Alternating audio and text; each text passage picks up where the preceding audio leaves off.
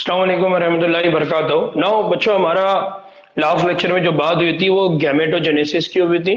हमने कहा था कि जो गैमेटोजेनेसिस का अमल होता है वो अमल होता है जिसके अंदर ये होता है कि जिनसी खलिए, या जिसको हम कहते हैं कि गैमेटिक सेल, जिसको इंग्लिश में हम कहते हैं, जिसमें एक होता है स्पर्म और एक होता है ओवम, जिसको हम कहते हैं एक होता है नुतफा और एक होता है बैजा। ये जब बनने का अमल होता है तो उस अमल को कहा जाता है गैमेटोजेनेसिस। और हमने कहा कि जब स्पर्म का अमल होता है तो उसको स्पर्म बनने का जब अमल होता है तो उसको बोला जाता है स्पर्मेटोजेनेसिस, और जब ओवम बनने का अमल होता है तो उसको कहा जाता है oogenesis। तो हमारी लास्ट लेक्चर में बात स्टार्ट हुई थी स्पर्मेटोजेनेसिस को लेकर। तो हमने कहा कि स्पर्मेटोजेनेसिस में क्या होता है, तो मैंने उस वक्त भी ये बात बताया था कि जब हमने टेस्टिस की बात किए थे तो हमने कहा था कि टेस्टिस के अंदर क्या होते हैं, टेस्टिस के अंदर कौन होते हैं, टेस्टिकुलर लोब्यूल, याद आ रहा है। और टेस्टिकुलर लोब्यूल के अंदर हमने कहा था कि यहाँ पर क्या होती है, इस तरह से सेमिनिफेरस ट्यूब्यूल होती है, 3 से 4, ये सॉरी 1 से 3, है ना, 1 या 3 क्या होती है, सेमिनिफेरस ट्यूब्यूल होती है। फिर उसके बाद मैंने कहा था कि जो सेमिनिफेरस ट्यूब्यूल है, फॉर एग्जांपल ये कंसीडर करें सेमिनिफेरस ट्यूब्यूल है, तो इस सेमिनिफेरस ट्यूब्यूल के अंदर के साइड में कुछ खलिए होते हैं। उन खलियों को हमने कहा था कि एक खलिया जो होता है उनको कहा जाता है स्पर्मेटोगोनिया, और एक खलिए का नाम याद है कुछ, किसी को याद है क्या? हमने कहा था कि एक खलिया होता है, इसको कहा जाता है सर्टोली सेल, याद आ रहा है, नर्स सेल, याद आ रहा है। और हमने कहा कि उसकी बाहर की जानिब में भी कुछ खलिए होते हैं, बाहर के जानिब में जो खलिए होते हैं उनको हमने कहा क्या, लेडिक सेल, याद आ रहा है, लेडिक सेल। या हमने कहा कि उनको कहा जाता है इंटरस्टिशियल सेल या इंटरस्टिशियल खलिए। ये सब हम लोगों ने लास्ट, इससे पहले जो हमारे लेक्चर हुए हैं उसमें हमने ये बहुत अच्छे से देखा था कि कौन कौन से खलिए यहाँ पर मौजूद होते हैं ना। उन्हीं चीजों को हम दोबारा आगे पढ़ने वाले हैं। क्या कि जो अंशीय होते हैं, यानी जो टेस्टीज होती है, जो टेस्टिस होती है, उस टेस्टिस में क्या होता है, उन टेस्टिस में गैर पुख्ता का मतलब क्या होता है, इमैच्योर, अभी ये पूरी तरह से मैच्योर नहीं हुए या पूरी तरह से डेवलप नहीं हुए, उनको बोला जाता है नर जर्म सेल। मैंने लास्ट लेक्चर में भी बोला कि इनको कहा जाता है मेल जर्म सेल। यहां पर चूंकि उर्दू में ट्रांसलेशन कर रहे हैं इसलिए, तो उन सेल को क्या बोला जाता है, स्पर्मेटोगोनिया। या अगर अगर वो सिंगल है तो उसको बोला जाता है स्पर्मेटोगोनिया। तो जब हमारे क्या होता है, अंशियों में गैर पुख्ता नर जर्म सेल बनते हैं, उसको कहा जाता है स्पर्मेटोजेनेसिस। और हमने कहा कि ये जो स्पर्मेटोजेनेसिस का अमल है ये कब स्टार्ट होता है, बुलूगत। कब होता है, बुलूगत, यानी वो जो नर होता है वो जब अडल्ट, जब उसकी उम्र बढ़ती है, जब वो 15 से 16 साल का होता है, तब उसके जिस्म में स्पर्म बनने का अमल क्या होता है, शुरू होता है। फिर हमने कहा कि जो स्पर्मेटोगोनिया है, जिसको सिंगल में बोला जाता है स्पर्मेटोगोनिया, यानी अगर वो वाहिद है तो वाहिद पर उसको क्या बोला जाएगा, स्पर्मेटोगोनिया, और अगर वो कसीर है तब उसको बोला जाएगा स्पर्मेटोगोनिया। तो हमने यही बात कहा कि वो कहां पर होता है, सेमिनिफेरस ट्यूब्यूल अंदर की दीवार में मौजूद होते हैं। अब यहाँ पर बहुत इंपॉर्टेंट चीज है, इससे पहले भी उस दिन भी मैंने ये बात बताया था कि जो स्पर्मेटोगोनियम होते हैं उनके अंदर स्टार्ट होती है माइटोटिक तकसीम। क्या स्टार्ट होती है, माइटोटिक तकसीम या माइटोटिक डिवीजन। और उसको माइटोटिक डिवीजन को हम क्या कहते हैं, हम कहते हैं बराबर की तकसीम। और इस बराबर की तकसीम में क्या होगा, इस बराबर की तकसीम में होगा जो स्पर्मेटोगोनिया है वो 1 से क्या बनेंगे, 2, फिर वो 2 से आगे चल के क्या बनेंगे, 4। तो इस तरह से ये अपने नंबर में क्या करेगा, इजाफा करेगा, यानी वो अपने नंबर में, यानी अपनी तादाद क्या करते हैं, बढ़ाते रहते हैं। एक और बात याद रखना है कि जब हम स्पर्मेटोगोनियम की बात करते हैं तो हर स्पर्मेटोगोनियम डिप्लॉइड होता है। जो भी स्पर्मेटोगोनियम होगा वो स्पर्मेटोगोनियम की कंडीशन क्या होगी, डिप्लॉइड, यानी जो भी स्पर्मेटोगोनिया होगा उसकी कंडीशन होगी डिप्लॉइड। क्या होगी, डिप्लॉइड। और डिप्लॉइड का मतलब क्या होता है, उसको आमतौर पे लिखा जाता है 2n। जब n की बात करते हैं तो n का मतलब क्या होता है, n का मतलब होता है तादाद। और यहाँ जब तादाद हम बात कर रहे हैं तो तादाद किसकी बात कर रहे हैं? तो यहाँ पर हम तादाद की बात कर रहे होते हैं क्रोमोसोम। किसकी बात कर रहे होते हैं हम? क्रोमोसोम।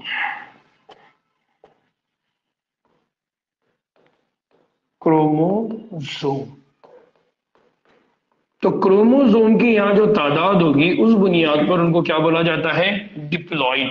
अब डिप्लॉइड किसको कहते हैं? डिप्लॉइड हम उसको कहते हैं जिनके अंदर क्रोमोसोम की जो तादाद होती है वो 46 होती है।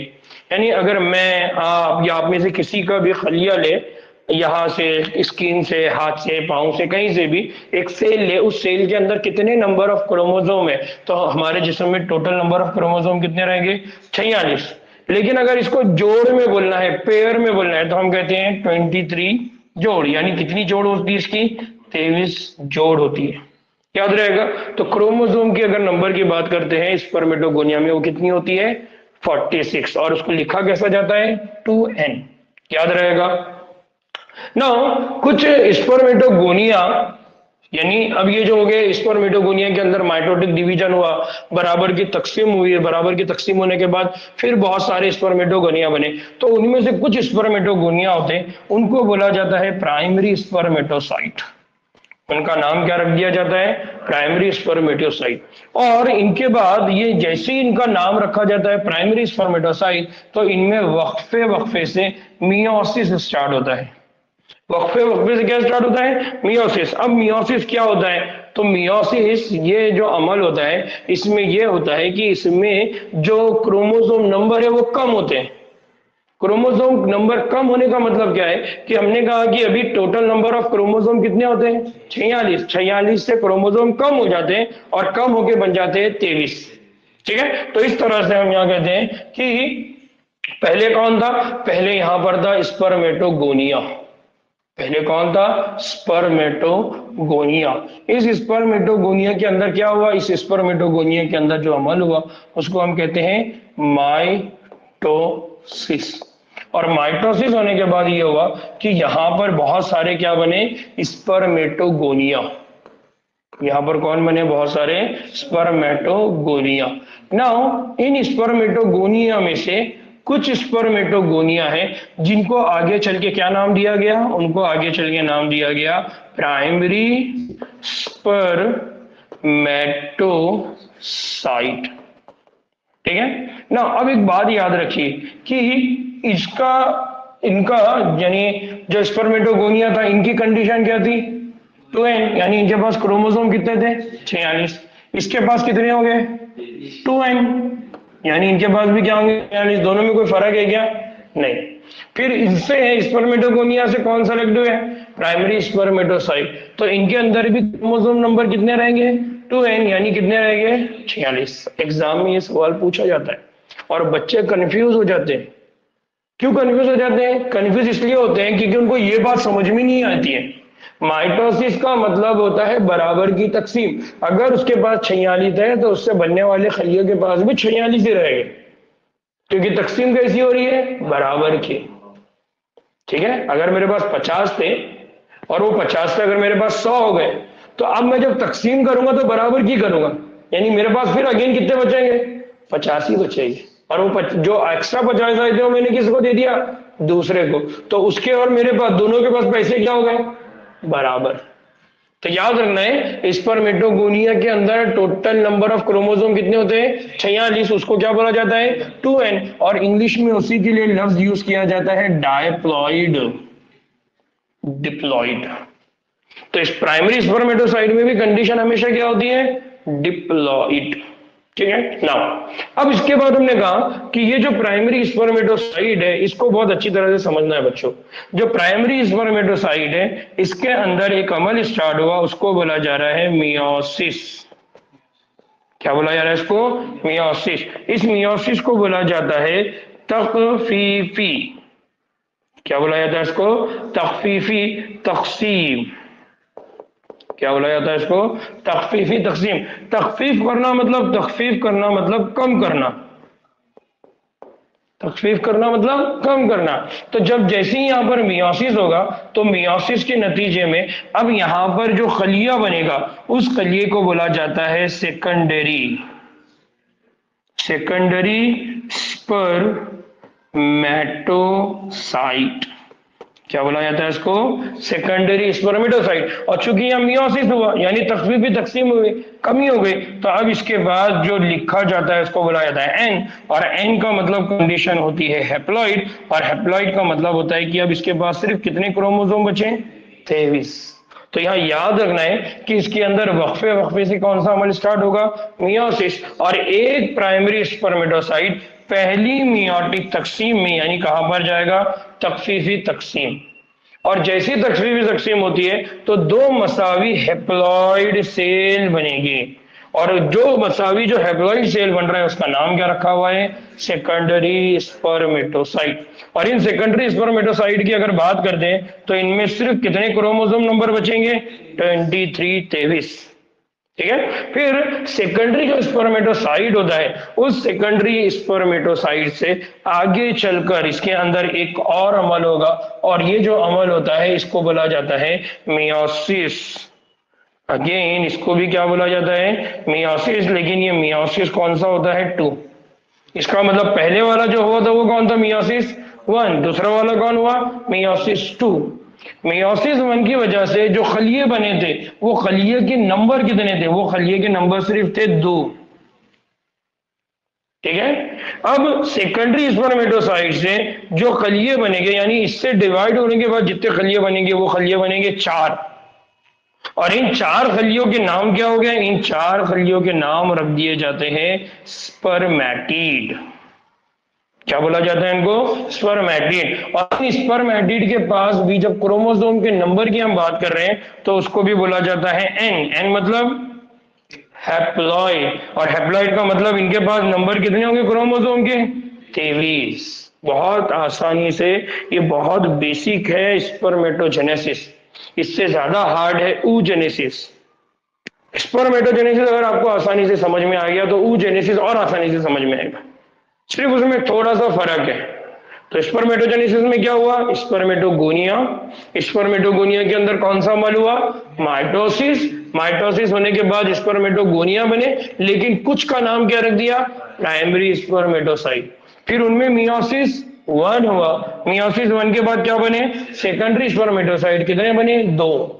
सेकेंडरी स्पर्मेटोसाइट में दोबारा क्या हुआ? मियोसिस। लेकिन इस मियोसिस को मियोसिस 2 बोला जाता है, और मियोसिस 2 की वजह से क्या बने? स्पर्मेटिड।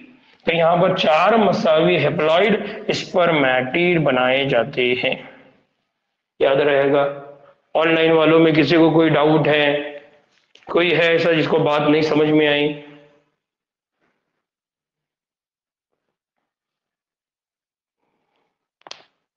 सलमा, अरसलान, हसन। ठीक, नाउ आगे बढ़ रहे हैं हम लोग। ठीक है।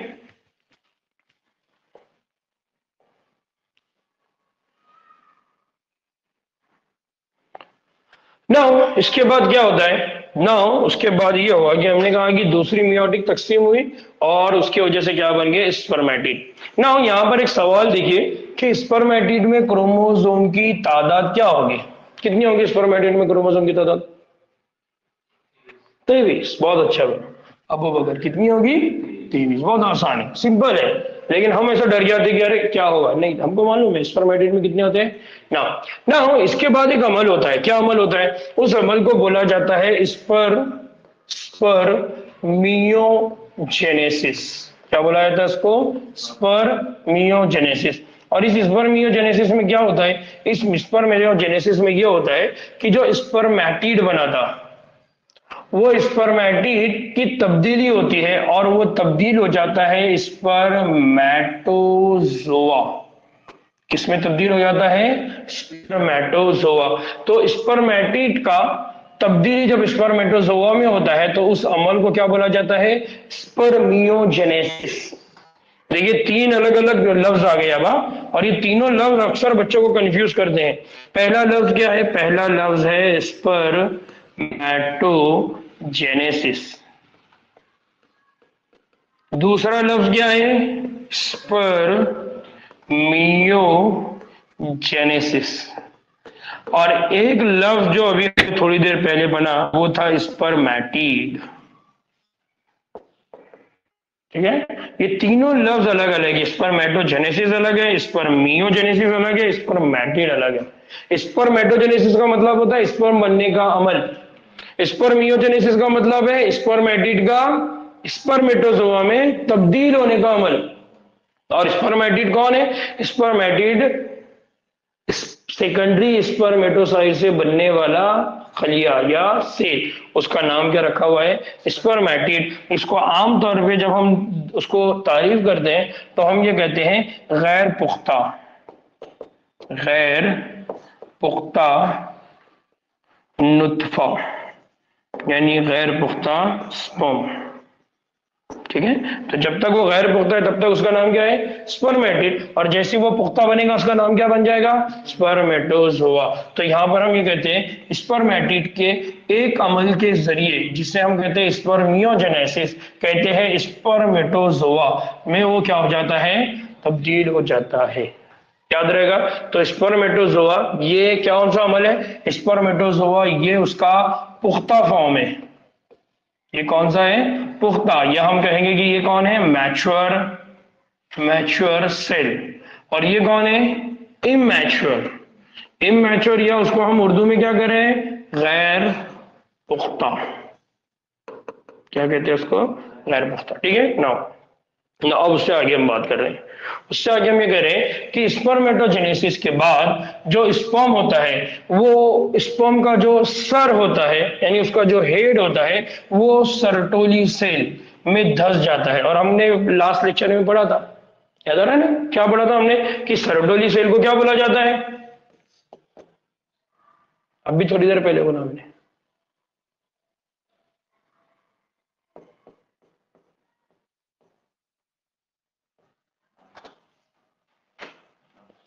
नर सेल लिखाया था ना मैंने, ग़िज़ा या तग़ज़िया पहुंचाने वाला, मैंने उस दिन भी बोला था, है ना? वो खलिए जो क्या काम करते हैं? ग़िज़ा पहुंचाने वाले होते हैं। या क्या पहुंचाने वाले होते हैं? तग़ज़िया पहुंचाने वाले होते हैं। उन सेल को क्या बोला जाता है? Sertoli cell. आखिरी डेफिनेशन है, उसको कहा जाता है स्पर्मिएशन।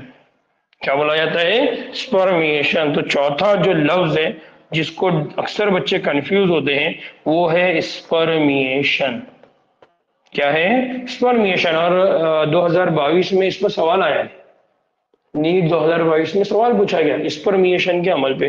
तो स्पर्मिएशन के अमल में क्या होता है? स्पर्मिएशन के अमल के जरिए सेमिनिफेरस ट्यूब्यूल के बाहर स्पर्म को छोड़ा जाता है। यानी स्पर्म को सेमिनिफेरस ट्यूब्यूल से बाहर छोड़ने का जो अमल होता है उसको क्या बोला जाता है? स्पर्मिएशन। तो एक अमल होता है जिसको हम कहते हैं स्पर्मेटोजेनेसिस, दूसरा अमल होता है इसको हम कहते हैं स्पर्मियोजेनेसिस, और तीसरा अमल होता है स्पर्मिएशन। इस अमल के जरिए क्या होता है? इस अमल के जरिए होता है कि जो स्पर्म होता है, स्पर्म को जो सेमिनिफेरस ट्यूब्यूल है उससे क्या किया जाता है? बाहर छोड़ा जाता है। याद रहेगा, उस अमल को क्या बोला जाता है? स्पर्मिएशन। ठीक है, चलिए दुआ में याद रखिए। अगर स्टार्ट हुई थी स्पर्मेटोजेनेसिस के अमल से, जिसमें हमने कहा था कि जो स्पर्म बनने का अमल है, तो स्पर्म बनने का जो अमल है वो कहां से स्टार्ट होता है? वो स्टार्ट होता है स्पर्मेटोगोनिया। देखिए डायग्राम के थ्रू मैं समझा रहा हूं कि जो अमल होता है कहां से स्टार्ट होता है? वो अमल स्टार्ट होता है स्पर्मेटोगोनिया। और स्पर्मेटोगोनिया में कौन सा अमल होता है? माइटोसिस। और उसकी वजह से बहुत सारे स्पर्मेटोगोनिया बनेंगे, उनमें से सिलेक्शन होगा प्राइमरी स्पर्मेटोसाइट। और वो भी क्यों होगा? क्योंकि ये क्या जमा करता है अपने अंदर? हिस्सा को क्या करता है? जमा करता है। और उसकी वजह से इसका जो साइज है वो क्या हो जाता है? बढ़ जाता है। फिर हमने कहा कि प्राइमरी स्पर्मेटोसाइट जो भी बनेगा उसमें स्टार्ट होगा मियोसिस 1, और मियोसिस 1 होने की वजह से वो बनेगा सेकेंडरी स्पर्मेटोसाइट। फिर उसके अंदर दूसरा अमल होगा मियोसिस 2, उसकी वजह से वो क्या बनेगा? स्पर्मेटिड। आमतौर पर स्पर्मेटिड जो होता है, ये स्पर्मेटिड को हम कहते हैं गैर पुख्ता। याद आ रहा है ना? गैर पुख्ता, जिसको हम कहते हैं इमैच्योर। ठीक है, जिसको कहते हैं हम इमैच्योर। फिर आगे चल के क्या होगा? वो बनेगा स्पर्मेटोजोआ, जिसको हम क्या कहते हैं? पुख्ता। जिसको हम क्या कहेंगे? पुख्ता, या जिसको हम कहेंगे मैच्योर। ठीक। और हमने कहा था कि गैर पुख्ता से पुख्ता बनने का जो अमल होता है उसको यहाँ पर एनसीईआरटी ने बोला है डिफरेंशिएशन। कल हमने इसी अमल को बोला था स्पर्मिएशन, सॉरी स्पर्मियोजेनेसिस। क्या बोला था हमने? स्पर्मियोजेनेसिस। यहां तक हुई थी बात हमारी? पक्का हुई थी? नहीं हुई थी? हुई थी ना। तो हमने कहा कि तीन अमल होते हैं। मैंने कहा था कि तीन तारीफ ऐसी है, तीन वर्ड्स ऐसे जिसमें अक्सर बच्चे कंफ्यूज होते हैं। पहला अमल मैंने बताया था वो कौन है? स्पर्मैटोजेनेसिस। दूसरा अमल होता है जिसको कहा जाता है स्पर्मियोजेनेसिस। तीसरा मैंने बोला था कि एक और लफ्ज होता है जो स्पर्मैटिड। और चौथा जो लफ्ज मैंने बोला था वो कौन सा था? स्पर्मिएशन। और मैंने यहां पर जब ये लफ्ज बोला था तो ये बात भी बोला था कि 2022 के पेपर में इसको पूछा गया है। याद आ रहा है? कल ये पूरी बात हुई थी। एक दूसरा इंपॉर्टेंट पॉइंट यहां पर याद रखना है कि जो स्पर्मेटोगोनिया होता है, स्पर्मेटोगोनिया हमेशा 2n होता है। 2n का मतलब क्या होता है? डायप्लॉइड। हम प्राइमरी स्पर्मेटोसाइट की बात करेंगे तो डेप्लॉइड। क्यों डेप्लॉइड? क्योंकि उसके अंदर कौन सा अमल हो रहा है? माइटोसिस। और माइटोसिस को हम कहते हैं बराबर की तकसीम। फिर हमने कहा कि उसके अंदर मियोसिस होगा, तो मियोसिस होने की वजह से क्या बनेगा? एन, जिसको हमने क्या बोला था? हैप्लॉइड। क्या बोले थे? हैप्लॉइड। तो इस तरह से जो स्पर्म भी बनेगा या जो स्पर्मेटिड भी बनेगा सबकी कंडीशन क्या रहेगी? N, haploid. ठीक है, ये बहुत बुनियादी चीज है। एग्जामिनेशन में सिर्फ इस डायग्राम के ऊपर बहुत सारे क्वेश्चन बन जाते हैं। एक बात आखिरी जो सबसे इंपॉर्टेंट है कि जो मेल है यानी जो नर है उसके अंदर जब स्पर्मेटोजेनेसिस का अमल शुरुआत होती है तो वो कब होती है? लोअर। कब होती है? After puberty. कब होती है? After puberty. जब वो बालिग हो जाएगा तभी जाके उसके जिस्म में स्पर्मेटोजेनेसिस का अमल होगा। ठीक है, ये बहुत बुनियादी चीजें कल हम लोगों ने पढ़ा था। इसको घर बैठ के अच्छे से पढ़िए क्योंकि इसी डायग्राम से बहुत सारे एग्जाम में क्वेश्चन आते हैं। और डायग्राम को जब समझना होता है तो डायग्राम को 360 डायरेक्शन में समझना है बच्चों। सिर्फ डायग्राम जिस तरह से आमतौर पे हमारे पास ये होता है कि हम डायग्राम को देखते हैं ऐसा है ऐसा है ऐसा है ऐसा नहीं। ये ऐसा क्यों है? हमने थ्योरी में कुछ चीजें पढ़ी थी उसको यहाँ अप्लाई करना है तो ही जाकर आपके कंसेप्ट बहुत ज्यादा आसानी से क्लियर होंगे। ठीक ना। अब एक और आज हम बहुत इंपॉर्टेंट चीज पढ़ने वाले हैं। ये बहुत अहम है। क्यों अहम है? क्योंकि यहां पर जो डिस्कशन है वो डिस्कशन रिलेटेड विद रेगुलेशन। ये जो डिस्कशन है it is regulated with control.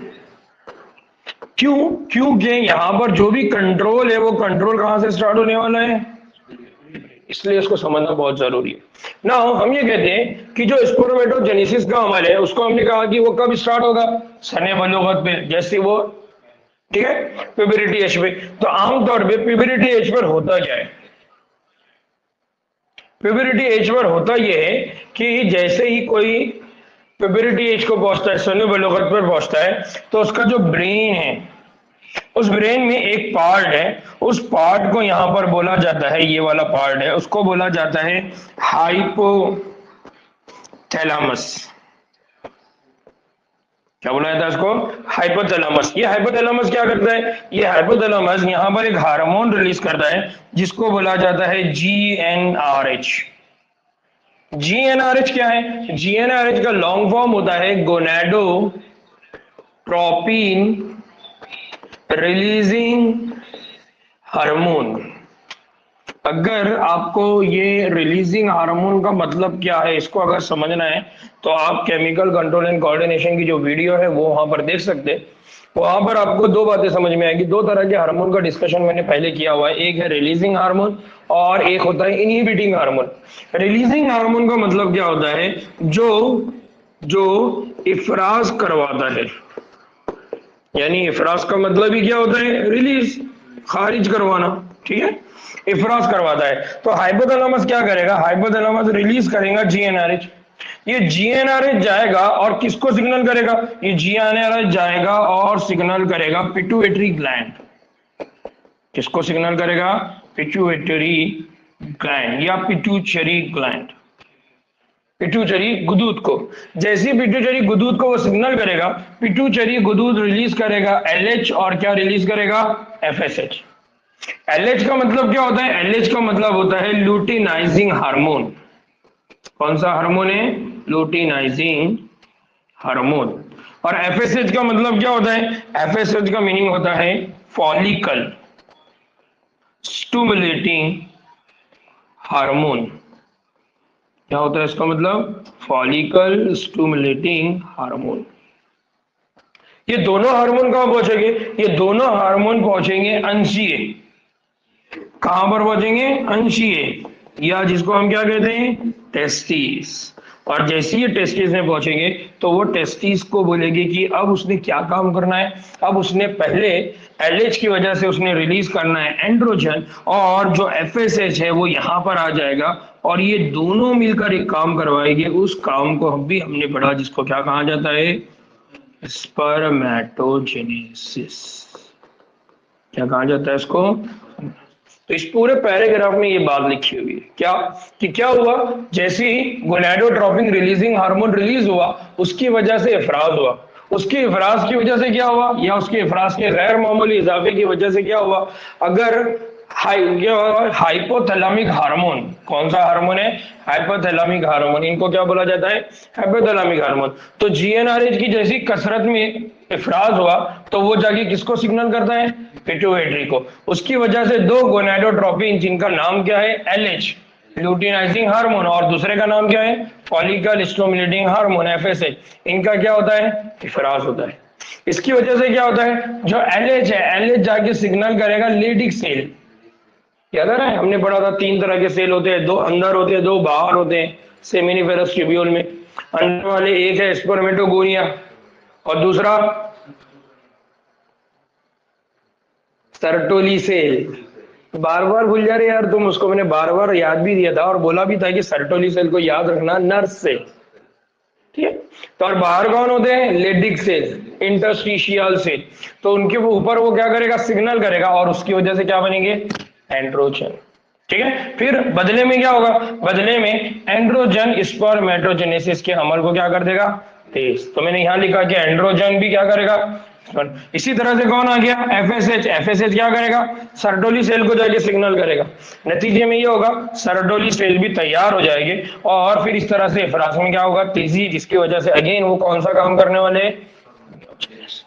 तो इस तरह से हमारे बॉडी में कौन सा अमल होगा, स्पर्मेटोजेनेसिस। तो एफएसएच की वजह से जो अमल हो रहा है वो कौन हो रहा है, स्पर्मियोजेनेसिस। क्या होता है स्पर्मियोजेनेसिस, क्या था स्पर्मियोजेनेसिस, अब भी बड़ा थोड़ी देर पहले बोला मैंने, स्पर्मियोजेनेसिस क्या है। अरे स्पर्मियोजेनेसिस में मैंने बोला कि जो स्पर्मेटिड होता है उसकी तब्दीली किसमें होती है, स्पर्म में। मैंने बोला था जो गैर पुख्ता होता है वो किसमें तब्दील होता है, पुख्ता। अभी थोड़ी देर पहले बोला ना। तो स्पर्मेटिड से स्पर्म बनने का जो अमल होता है उसको बोला जाता है स्पर्मियोजेनेसिस। बार बार लिखकर इन तारीफों को याद करिए। जो काम लोग 2 साल में करते हैं वो काम आपने सिर्फ 6 महीने में करना है। तो आप खुद सोचिए कि आपको स्टडी कैसा करना पड़ेगा। 2 घंटे पहले जो चीज को आपने पढ़ा था उसको रिवाइज करना है, मतलब हर 2 घंटे के बाद आपने रिवीजन करते रहना है जिसको भी आपने पढ़ा। तो आप लोग यहाँ पर, आपको यहाँ पर हॉस्टल में इतने पूरे सेपरेट इन्वायरमेंट में रखने का मकसद ही है, और हम जो अभी स्लो स्लो चल रहे हैं उसका पर्पज ही है कि आपका ब्रेन अब मैच हो जाए इन सारी चीजों के साथ, फिर हम स्पीड में भागेंगे, समझ रहे हैं। तो अब इसको याद रखना है, और मैंने बार बार बोला है कि लिख कर याद करिए, ठीक है। चलिए, बहुत अच्छी बात है। बहुत सारी बातें आप लोगों को याद रहती है, कुछ बातें भूल जाते हैं। उसका रीजन ये है कि आपने इसको पहले कभी पढ़ा नहीं है इस अंदाज में, ठीक। तो कोई इश्यू नहीं, हम इसको पढ़ लेंगे ना। अब आफिया का क्या सवाल है, स्पर्मिएशन का जरिए सेमिनिफेरस स्पर्म को खारिज करता है। यहाँ पर स्पर्मिएशन का वर्क इन है सर। हाँ, स्पर्मिएशन का मतलब ये होता है जब सेमिनिफेरस से यानी सेमिनिफेरस ट्यूब्यूल से स्पर्म बाहर आएंगे। अब टेस्टिस का काम खत्म हो गया। अब इसको हम सेमिनिफेरस ट्यूब्यूल से निकल कर कहाँ आने वाले हैं, हम आगे बोलेंगे रेटेड टेस्टिस। हमने जो लास्ट, अगर आपको याद होगा तो हमने पढ़ा था, स्पर्म जाएंगे टेस्टिस, टेस्टिस से निकलेंगे रेटेड टेस्टिस, फिर रेटेड टेस्टिस से जाएंगे वासा एफरेंशिया, वासा एफरेंशिया से जाएंगे एपिडाइडमिस, एपिडाइडमिस से जाएंगे वासा डिफरेंस, वासा डिफरेंस से जाएंगे इजैकुलेटरी डक्ट, याद आ रहा है, seminal vesicle, bulbo urethral gland, urethra, और फिर जिस्म से बाहर। तो स्पर्मिएशन जैसी होता है तो सेमिनिफेरस से वो बाहर निकलते हैं। ठीक है, इतना याद रखना है। तो यहां पर अभी स्पर्म के बनने का अमल खत्म हुआ। ठीक है, स्पर्म के बनने का अमल खत्म हुआ। और क्या था सवाल?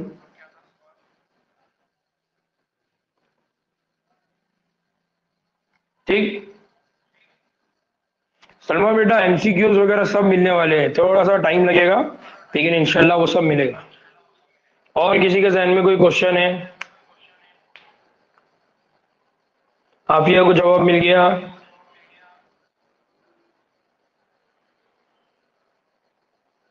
ठीक। नाउ अब हम बात कर रहे हैं स्पर्म की साख्त की, कि स्पर्म कैसा होता है। यानी अब ये हो गया कि स्पर्म बन गया, अब स्पर्म दिखता कैसे है, स्पर्म होता कैसा है ना। हो स्पर्म की साख्त की अगर बात करें तो पहली चीज याद रखना है कि स्पर्म ये खुर्दबीनी साख्त है। खुर्दबीनी मतलब बहुत अच्छा होगा, कहा देखने को मिलेगा वो, माइक्रोस्कोप। हम सिर्फ उसको किसके जरिए देख सकते हैं, माइक्रोस्कोप, सादा आंख से नहीं देख सकते। फिर जो स्पर्म होता है उसमें कौन कौन से पार्ट होते हैं, तो उसमें सबसे पहला जो पार्ट होता है वो होता है हेड यानी उसका सर, दूसरा होता है नेक यानी गर्दन, और तीसरा जो पार्ट होता है जिसको हम कहते हैं ओस्ती यानी मिडल पीस, और आखिर में क्या होता है, टेल। अभी जो नई बुक आई हुई है उस नई बुक के अंदर डायरेक्टली तीन बातें बोली है, एक बोला है हेड, दूसरा बोला है मिडल पीस, और तीसरा बोला है टेल। तो यहाँ पर कौन कौन है, हेड एक पार्ट है, दूसरा पार्ट कौन है, मिडल पीस, और तीसरा पार्ट कौन है, टेल। मतलब उनकी दो। और यहाँ पर एक पार्ट है जिसको नेक बोला जा रहा है, ये अपना वाला नेक नहीं है, हाँ ये गर्दन वाला नेक है, इंग्लिश वाला नेक है यानी गर्दन।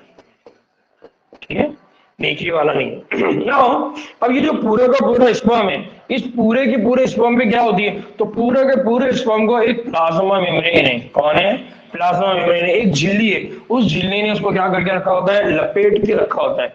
यानी ये जो खलिया होता है, इस खलिए के ऊपर पूरी एक झिल्ली है। अब हम आमतौर पर जब खलिया बनाते हैं तो इस तरह से बनाते हैं, और हम कहते हैं कि ये क्या है, प्लाज्मा मेम्ब्रेन, यानी ये कौन है, खलवी झिल्ली।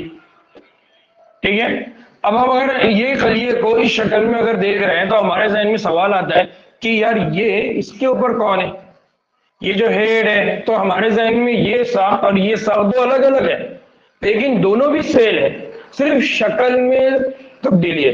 तो ये गोल है और ये लंबूतरी साख है, लेकिन जिस तरह से इसके अतराफ में प्लाज्मा मेम्ब्रेन है वैसे ही इसके अतराफ में भी क्या है, प्लाज्मा मेम्ब्रेन है। याद रखना, बहुत अहम है ये। ना अब एक और चीज कि स्पर्म की अगर बात करें तो उसका जो हेड होता है, जो उसका सर होता है, ये लंबूतरा होता है। कैसा होता है, इलांगेटेड यानी लंबूतरा,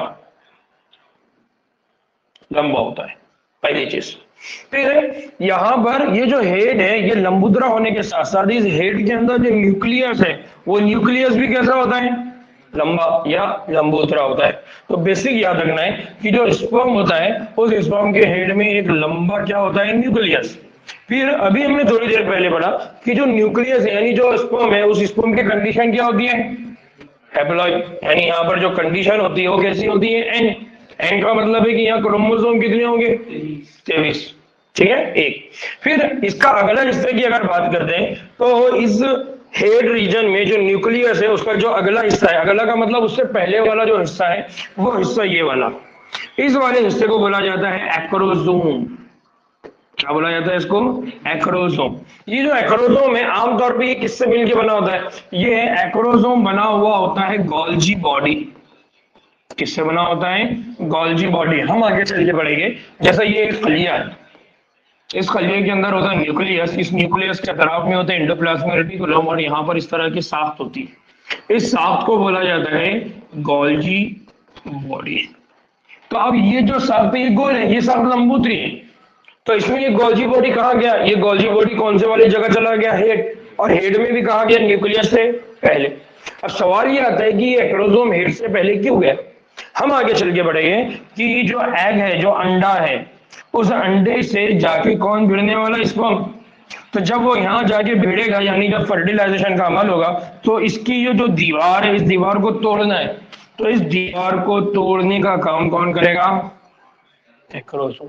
क्यों करेगा? उसका रीजन ये कि एक्रोसोम के अंदर क्या होते हैं? एंजाइम्स। कौन होते हैं? खामरे। तो ये खामरे जाएंगे और उसकी दीवार को क्या कर देंगे? तोड़ देंगे। इस तरह से स्पर्म अंदर चला जाएगा। नाउ जो ओवम की क्या करता है? 12 आवरी में, 12 आवरी मतलब फर्टिलाइजेशन। बहुत अच्छा फिर जी, क्या बोलते हैं उसको? फर्टिलाइजेशन। तो ओवम के फर्टिलाइजेशन में मदद कौन कर रहा होता है? एंजाइम्स। और ये एंजाइम कहां पर जमा है? एक्रोसोम। एक्रोसोम कहां पर मौजूद है? हेड में। हेड में भी कहां पर है? न्यूक्लियस से पहले, टोपी की शक्ल में। ठीक ना। अब इसके बाद ये दरमियानी हिस्सा, जो दरमियानी हिस्सा होता है, इस दरमियानी हिस्से में बेशुमार कौन होते हैं? माइटोकॉन्ड्रिया। यहाँ पर देखिए ये माइटोकॉन्ड्रिया, और ये जो माइटोकॉन्ड्रिया ये स्पाइरल अरेंज है। अगर आप थोड़ा गौर से देख रहे होंगे ना, तो ये इस तरह से स्पाइरल। और ये स्पाइरल अरेंज जो माइटोकॉन्ड्रिया है, ये माइटोकॉन्ड्रिया आमतौर पर करते क्या है? इन माइटोकॉन्ड्रिया का जो काम है वो तैरने के लिए क्या चाहिए? तवानाई। तो माइटोकॉन्ड्रिया का मकसद हमको मालूम है, और हम ये कहते हैं कि जो माइटोकॉन्ड्रिया होता है, उस माइटोकॉन्ड्रिया को हम कहते हैं कि ये क्या है? तवानाई का, हाँ अबू बकर, तवानाई का घर। जिस तरह से हमारे पास बिजली घर है, तो खलिए के अंदर जो माइटोकॉन्ड्रिया होता है वो कौन है? तवानाई का घर। तो माइटोकॉन्ड्रिया क्या बनाएगा? एनर्जी, तवानाई। और वही तवानाई की मदद से जो स्पर्म है वो वजाइना या जो रिप्रोडक्टिव ट्रैक्ट है, जो तौलीदी नली है, तो जो मादा की तौलीदी नली है, जो औरत की तौलीदी नली है, उसके थ्रू क्या करेगा? स्पर्म ट्रैवल करेगा, आगे जाएगा। तो उस स्पर्म को ट्रैवल करने के लिए, उस स्पर्म को आगे जाने के लिए क्या चाहिए? तवानाई। वो तवानाई बनाने का काम कौन करेगा? माइटोकॉन्ड्रिया, जो कि कहां पर होता है? मिडल पीस, दरमियान में। याद रहेगा। फिर उसके बाद याद रखिए कि अमले बारवारी जो हो जाएगी, अमले बारवारी इसलिए हो जाएगी क्योंकि स्पर्म ट्रैवल करेगा और जाके अंडे से भिड़ जाएगा। नाउ इंसानी नर मुबाशरत के दौरान, नाउ एक और चीज है यहाँ पर, एक दो और चीजें जो शायद इसमें रह गई, कि यहाँ पर दो और साफ्तें होती है, उनको कहा जाता है सेंट्रियोल। क्या बोला जाता है इनको? सेंट्रियोल। हम आगे चल के बढ़ेंगे कि सेंट्रियोल क्या काम करते हैं। सेंट्रियोल सेल डिवीजन में काम करते हैं, सेंट्रियोल माइटोसिस में काम करते हैं, सेंट्रियोल मियोसिस में काम करते हैं। तो जब दो क्रोमोसोम की कॉपी होती है, उसको एक दूसरे से सेपरेट करना होता है, तो उसमें मदद कौन करते हैं? सेंट्रियोल्स। अब ये क्या होते हैं, कैसे होते हैं, उसकी डिटेल स्ट्रक्चर या डिटेल स्टडी मैंने cell the unit of life, इसमें एक टॉपिक बना के डाला हुआ है। अगर आप चाहे तो वहां पर जाके देख लिए तो आपका कंसेप्ट इसमें और क्लियर हो जाता है। ठीक है ना। एक और चीज, अब जब इंसानी नर की बात किया जाए, तो जब मुबाशरत होती है, मुबाशरत को इंग्लिश में बोला जाता है क्वाइटस, या उसको हम कहते हैं सेक्सुअल इंटरकोर्स। ठीक है। तो सेक्सुअल इंटरकोर्स या क्वाइटस, या जिसको हम कह रहे हैं मुबाशरत, उसके दौरान में क्या होता है? एक जो नर होता है, वो नर अपने जिस्म से 1 मिलियन स्पर्म खारिज करता है, या मिलियन ऑफ स्पर्म खारिज करता है। तो जो मिलियन ऑफ स्पर्म उसके जिस्म से निकलते हैं, उन मिलियन ऑफ स्पर्म में से भी नॉर्मल 12 आवरी के लिए, यानी नॉर्मल फर्टिलाइजेशन के लिए 60% स्पर्म, उनकी जो साइज है और उनका जो साइज है और उनका जो शेप है, उनका जो साइज है और उनका जो शेप है, यानी उनकी जो साइज का मतलब क्या हो गया? लंबाई। और उनका जो शेप है, यानी जो उनके साफ्ट है, वो क्या होना चाहिए? नॉर्मल, यानी प्रॉपर। और उनमें से कम 40% का इंतहाई मुतहर्रिक, इंतहाई मुतहर्रिक मतलब क्या होता है? Vigorously motile. विगरसली मोटाइल का मतलब क्या हो गया?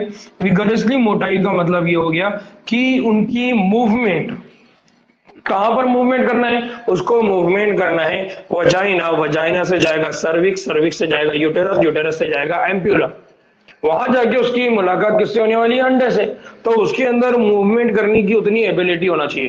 तो रिलीज जब हो गए मुबाशरत के दौरान मेल के जिस्म से, वो हो गए मिलियन, लेकिन उन मिलियन में से 60% ऐसे होना चाहिए जिनकी साख, यानी जिनका साइज और जिनका शेप बराबर हो, और उनमें भी 40 ऐसे होना चाहिए जिनके अंदर जो मोटिलिटी वो ज्यादा हो। अगर ऐसा नहीं होता है तो नतीजे में फर्टिलाइजेशन नहीं होता। और हम देखते हैं कि आज हमारे पास सोसाइटी में यही प्रॉब्लम है, इसीलिए हमारे पास मार्केट के अंदर in vitro fertilisation. In vitro fertilisation का मतलब क्या है? टेस्ट ट्यूब बेबी, माँ के जिस्म में पैदा ना करते हुए लैब में बच्चे को पैदा करना है, या इसी तरह से दूसरे अलग अलग टेक्नोलॉजी है जिसको हम आगे पढ़ने वाले, उनका चलन ज्यादा होगा। क्यों चलन ज्यादा हो गया? क्योंकि जो मेल है उस मेल के अंदर अब ये कैपेसिटी नहीं बची कि वह ऐसे स्पर्म बनाए जो 60% नॉर्मल, या ऐसे स्पर्म बनाए जिसके अंदर 40% इंतहाई मुतहरिक हो। इसका इसका रीजन क्या है? इसका रीजन है ड्रग, नशा। ये सारे ऐसी चीजें हैं जिनका हम इस्तेमाल कर रहे हैं, नतीजे में मर्दों के अंदर जो रिप्रोडक्टिव सलाहियत है वो कम होती जा रही है, और उसी के नतीजे में ये हो रहा है कि मार्केट के अंदर इस तरह की टेक्नोलॉजीज की क्या हो रही है? बढ़ोतरी हो रही है। तो आज, पहले जमाने में किसी को अगर बच्चा चाहिए या उनके घर में अगर बेबी होता तो वो फ्री है। आज अगर किसी का बच्चा पैदा होता है तो उसको 1 लाख 1.5 लाख पहले लग जाते हैं पैदा करने के लिए। तो हम देख रहे हैं कि सोसाइटी के अंदर इस तरह के प्रॉब्लम जनरेट हो रही है, उसका बड़ा रीजन ये है। और ये नॉर्मल नहीं होने की वजह से ये होता है कि हमारे सिर्फ बच्चे पैदा करने का या जिसको हम बांझपन बोलते हैं वो प्रॉब्लम नहीं आता, बल्कि सोसाइटी के अंदर रिलेशन में प्रॉब्लम शुरू हो जाते हैं। मियाँ बीवी के रिलेशन, खानदान खानदान के रिलेशन, और फिर हमारे पास रेशो तलाके बढ़ते जा रहे हैं। लेकिन इनका पीछे रीजन क्या है? क्योंकि किसी को बायोलॉजी मालूम नहीं है, हर किसी को लगता है कि लोगों को सिर्फ समझाना समझाना चाहिए, लेकिन उनके इंटरनल क्या प्रॉब्लम है जब तक ये हम पढ़ेंगे नहीं तो हम उनको बता नहीं सकते। इसलिए मैं अक्सर कहता हूँ कि हमारे पास बड़ी लेवल पे इस तरह के सब्जेक्ट्स के ऊपर उलमा को तैयार करना चाहिए, ताकि जब हम फतवा दें या कोई चीज हम बताएं तो मालूम रहे कि यार ये भी रीजन है। सिर्फ किसी के मिजाज का या किसी के दीनदार होने का रीजन नहीं है, कुछ रीजन बायोलॉजिकल भी है आज के दौर में। ठीक है। नाउ नाउ यहाँ पर मैंने सिंपल अंदाज में लिखा है कि स्पर्म को समझना है तो स्पर्म के अंदर कौन कौन सी साख्त होती है। तो स्पर्म के अंदर सर है, गर्दन है, वस्ती हिस्सा है, दुम है। सर में कौन कौन है? मरकजा है, एक्रोजोम है। मरकजा कैसा होता है? लंबूतरा और हेप्लॉइड। और एक्रोजोम जो बना, ये गोल्जी बॉडी से बना हुआ है, इसमें एंजाइम भरे होते हैं जो अमल बारावरी के दौरान क्या करते हैं? स्पर्म को बैजे में दाखिल करने में मदद करते हैं। दूसरा गर्दन, गर्दन के अंदर क्या होते हैं? सेंट्रियोल, डिस्टल सेंट्रियोल बैजे की तकसीम, प्रॉक्सिमल सेंट्रियोल एक्सियल फिलामेंट बनाते हैं। फिर इसी तरह से वस्ती हिस्से में कौन है? माइटोकॉन्ड्रिया, जिसकी अरेंजमेंट कैसी होती है? स्पाइरल, और जो क्या करते हैं? तवानाई बनाने का काम। और दुम जो होती है उसमें कौन होते हैं? सेंट्रल एक्सियल फिलामेंट, जिसकी वजह से दुम क्या करेगी? हरकत। और दुम जितनी हरकत करेंगी, मूवमेंट करेगी, स्पर्म की मूवमेंट में उतनी ज्यादा रहेगी। ठीक। नाउ अब आखिरी बात, कितना टाइम है हाफिज अजान को?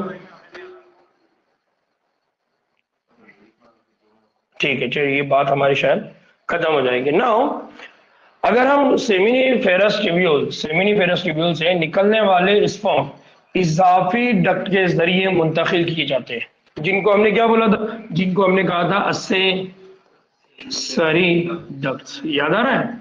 इजाफी नालियां, या जिसको हमने बोला था मददगार नालियां। फिर वो कौन कौन है? एपिडाइडमिस, वो कौन है? वास डिफरेंस, वो कौन है? Seminal vesicle. इसी तरह से कौन है? प्रोस्टेट। तो ये सारे सेमाइनल वेसिकल, प्रोस्टेट, एपिडाइडमिस, वासा डिफरेंस, इनसे कुछ इफराजात निकलते हैं, इनसे कुछ सिक्रीशन निकलते हैं, इनसे कुछ केमिकल निकलते हैं, इनसे कुछ हार्मोन निकलते हैं। ठीक है, ये समझाने के लिए इतने लफ्ज यूज कर रहा हूं। और ये क्या करते हैं? ये स्पर्म की पुख्तगी का काम करते हैं, और साथ ही साथ स्पर्म को क्या करते हैं? मुतहरिक होने में क्या करते हैं? मदद करते हैं। मैं बार बार ये बात बोलता हूँ कि ये जो इफराजात है ये केमिकल है। एक बंदा गुटखा खा रहा है तो गुटखा खाते वक्त जितना केमिकल उसके मुंह में बनता है, सांप के जैसा इधर उधर थूकता रहता है, वही स्पर्म बनाने के लिए सेम इफराजात उसको बॉडी में लगने वाले हैं, लेकिन वो गलत जगह उनको बना रहा है, प्रोड्यूस कर रहा है। नतीजे में उसके अंदर जो सेक्सुअलिटी होती है वो खत्म हो जाती है। नाउ स्पर्म, इसको क्या करते हैं, स्पर्म जमा होकर सीमेनल फ्लूइड, स्पर्म जमा होकर कहां चले जाएंगे, सेमाइनल फ्लूइड, या स्पर्म बमा सेमाइनल फ्लूइड। अब ये जो है स्पर्म बेसिकली किस में ऐड हो गए, सेमाइनल फ्लूइड, और इसकी वजह से क्या बनता है, सीमन। क्या बनाता है वो, सीमन। तो यहाँ पर उर्दू में जितनी बड़ी डेफिनेशन इसमें लिखना चाहिए था या जितना इसको एक्सप्लेन करना चाहिए था उन्होंने नहीं किया, लेकिन आप लोग याद रखिए कि सीमन क्या होता है। सीमन होता है स्पर्म प्लस सेमाइनल फ्लूइड, इन दोनों को मिलकर क्या बनता है, सीमन। और जो मेल होता है, जो नर होता है, वो क्या खारिज करता है, सीमन। फिर नर जिनसी इजाफी डक्स और गुदूदों की कारकर्दगी टेस्टिक्युलर हार्मोन, बहुत इंपॉर्टेंट है ये, किसके ऊपर डिपेंड है, टेस्टिकुलर। टेस्टिकुलर का मतलब वो हार्मोन जो टेस्टिस बना रही है, वो हार्मोन जो अंशीय बना रहे। और अंशीय कौन सा हार्मोन बना रहा था, थोड़ी देर पहले हमने पढ़ा, कौन है, एंड्रोजन। और एंड्रोजन कब बना था, जब पिट्यूटरी ग्लैंड से क्या निकला था, LH और FSH, याद आ रहा है, तो एंड्रोजन बनेगा। और इस तरह से उनकी क्या होता है, कायम की जाती है, यानी उनके अंदर क्या किया जाता है, जो नर जिनसी इजाफी डक्स है और जो हुदूद है, उनकी जो कारकर्दगी या उनके बनने का जो अमल है वो कौन डिसाइड करेगा। इसलिए हम कहते हैं कि एंड्रोजन ये मर्दों के अंदर खुसूसियात को डिसाइड करेगा। मर्दों की कौन सी खुसूसियात, दो खुसूसियात है, एक है प्राइमरी, एक है सेकेंडरी। पहली और दूसरी, पहली क्या है, पहली है टेस्टिस का होना, दूसरी क्या है, दूसरी है दाढ़ी होना, ठीक है, मूंछ होना, आवाज जो है वो थोड़ी सी पिच उसकी लो होगी, फटी हुई आवाज रहेगी, पूरे जिस्म के ऊपर बाल रहना, ये सारे जो खुसूसियात है ये कौन डिसाइड करता है, एंड्रोजन। तो इसीलिए यहां पर ये बोला जा रहा है नर जिनसी, एक तो इजाफी डक्स की बात हो रही है और दूसरा हुदूद, उनको डिसाइड करने वाला कौन है, टेस्टिकुलर हार्मोन। तो एंड्रोजन का दूसरा नाम क्या है, याद रहेगा। यहां पर किसी को कोई डाउट है, ठीक, चलिए अजान हो रही है, नमाज पढ़िए, दुआ में याद रखिए और इस लेक्चर को 2 बार अच्छी तरह से समझिए। अस्सलाम वालेकुम व रहमतुल्लाहि व बरकातहू।